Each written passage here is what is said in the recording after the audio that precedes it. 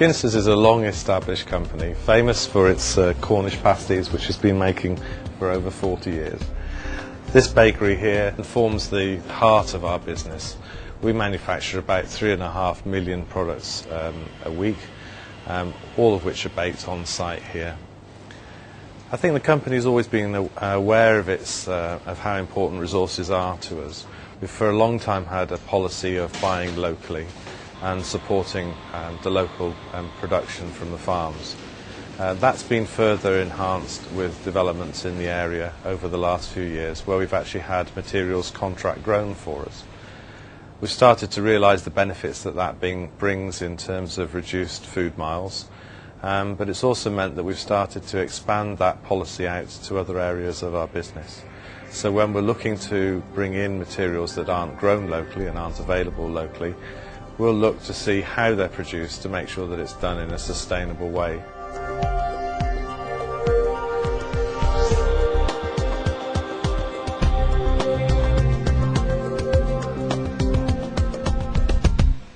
We first became aware of EnviroWise through some of the presentations that they've given at some of the seminars we've attended, and one of the key things that they've been talking about are things like fast-track visits, or basically give you a fresh pair of eyes over your process, because you can find when you're working with the process day in and day out, you can be blinded to some of the more obvious aspects.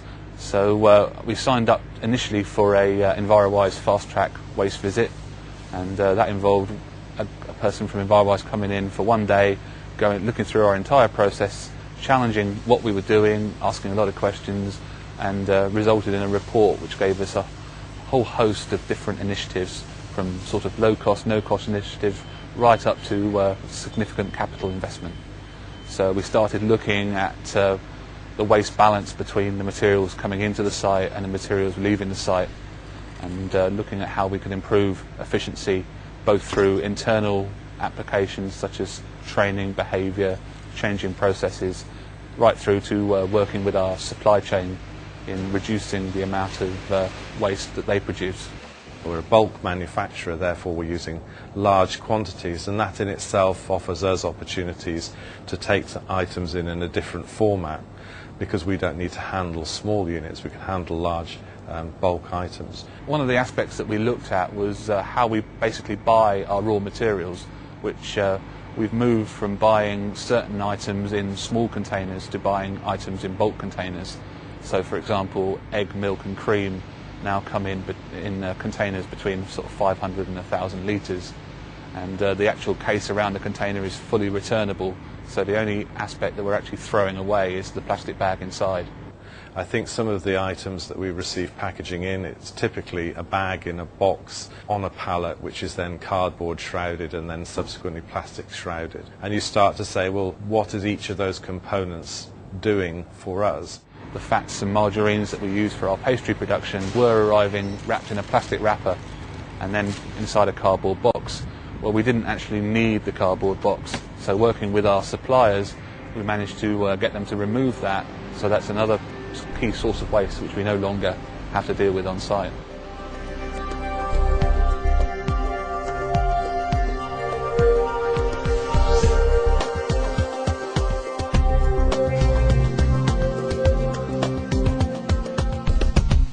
Some of the other initiatives have been things like standardising an awful lot of the shapes of our products, and also standardising a lot of the raw materials. So for example, you're not making multiple different varieties of pastry.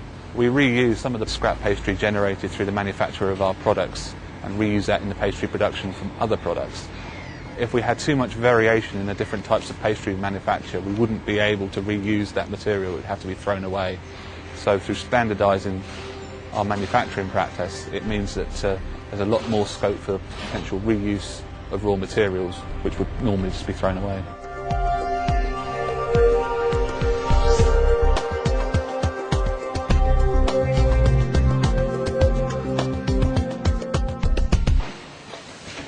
The pastry we produce is almost a continuous ribbon, approximately 1 metre wide, and that travels down a belt in which the pastry is folded around a variety of different fillings, and that may be filling for a pasty or a sausage roll.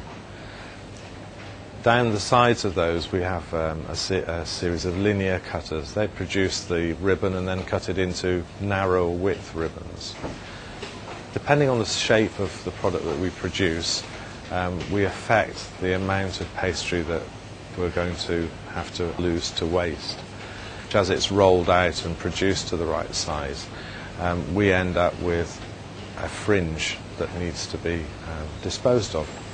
What we want to do is to clearly minimise that. What we've done is enhance the controls, bring awareness so that people know how that they can impact on the process to add additional control and ensure that through those additional controls we minimise that wastage.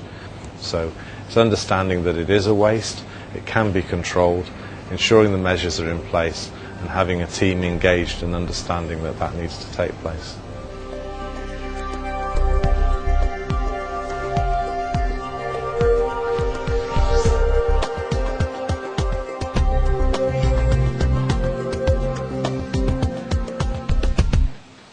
Part of our initial strategy has been to devise segregated waste streams and then apply the most appropriate solution to each of the individual waste streams.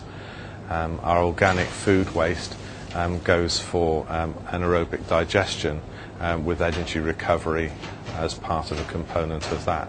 Anaerobic digestion is a process where food waste is mixed with farmyard slurry. It's then heat treated. It then goes into basically a large tank where the material rots down over a period of about 30 days, and the methane generated through the rotting process is then captured and used to generate green electricity. And the remaining material at the end of the rotting down process essentially goes back to the fields, so the farmers use it as an agricultural fertiliser.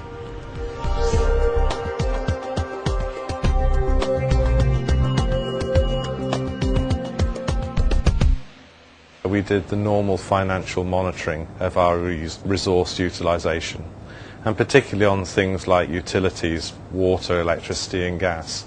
What we've tried to do is to map each of those individual utilities as a pie chart and then to gradually break that up so that we can understand in greater detail how the pie is put together, and ultimately try and determine where we have the greatest opportunity to reduce or flex the amount of materials being used. One of the key aspects is if you can't monitor it and you can't measure it, then you can't manage it.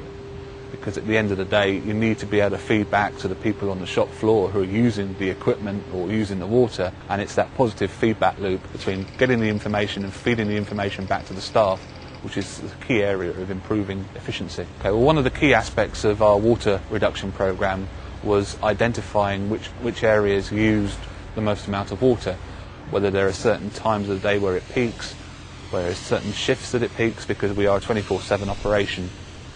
One of the key changes to our hose system, which is what we use for cleaning floors, equipment and everything else, was moving over from a standard high volume, low pressure system over to a high pressure, low volume system, which means that we get the same level of cleaning using significantly less water than we would under a standard system. This, in conjunction with disciplines on nozzles at the end of hoses, which restrict the flow of water and give you an increased pressure. We have actually reduced the weekly water usage going through the hoses by 100 tonnes, which equates to around £7,500 saving a year.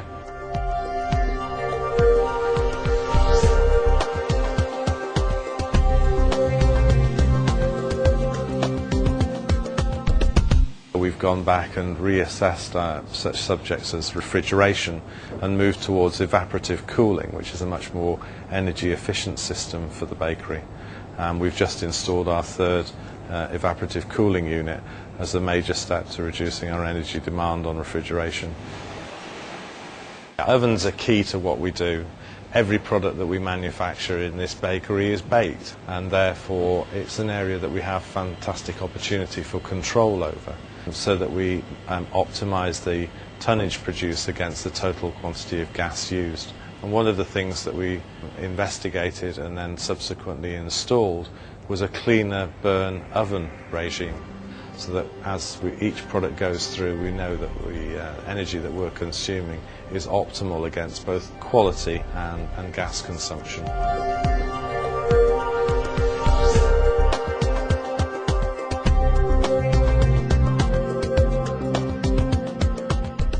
we've used a number of outside agencies, but one of the most important ones that we've used and continue to use is EnviroWise. I think they've enabled us to make contacts with people that we would otherwise not have been aware of. They've enabled us to get inside some of the more difficult to access areas where gaining an understanding and giving a degree of clarity to the business is not easy for us to achieve. The key contribution from EnviroWise has really been a fresh pair of eyes on the process and their experience in how to communicate and really encourage and empower our staff in aspects such as water minimisation and waste minimisation. At the end of the day, our main job is to make pasties.